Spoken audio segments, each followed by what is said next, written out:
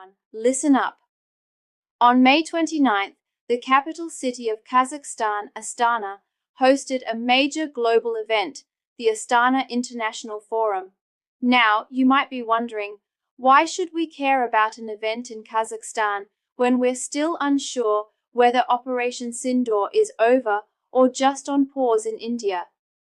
But that's exactly why this event matters. Kazakhstan is Central Asia's largest country, rich in resources, strategically located, and only about a 3-hour flight from Delhi. What happened there should definitely be on India's radar. So, what actually happened at the forum? Over 2 days, global leaders, diplomats, and top thinkers came together on one platform to discuss the world's most pressing issues: wars, conflicts, peace building, climate change, food security, and the future of global cooperation. The forum was inaugurated by Kazakhstan's President Kassym-Jomart Tokayev, and the guest of honor was none other than Paul Kagame, the president of Rwanda, a country that has experienced genocide but has emerged stronger. Other high-profile attendees included Ban Ki-moon, former UN Secretary-General, Italy's Prime Minister Giorgia Meloni, the President of North Macedonia, representatives from Afghanistan, the Council of Europe, and the UN Food and Agriculture Organization. The forum brought together an incredibly diverse set of voices. In his opening speech, President Tokayev delivered a powerful message. He said, "Today, 52 countries are engaged in armed conflicts. The economic cost of violence globally has reached $19 trillion, that's 13.5% of the world's GDP. Despite these figures, Kazakhstan chooses peace and dialogue." President Tokayev emphasized that his country values cooperation over conflict and believes in respecting sovereignty, national pride, and cultural identity. Their national principle is unity in diversity, a philosophy that aligns closely with India's own values. But Kazakhstan isn't just a peaceful country, it's a powerful one. It's the 9th largest country in the world by land area, rich in oil, gas, minerals, and rare earth metals. Even more impressively, despite being a former nuclear power, Kazakhstan voluntarily gave up its nuclear weapons.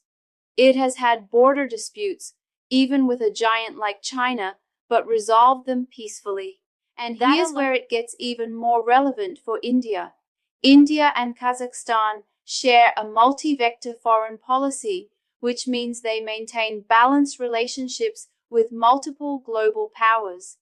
Kazakhstan borders Russia, but also enjoys strong investment ties with the United States, growing relations with China, and increasing cooperation with the European Union.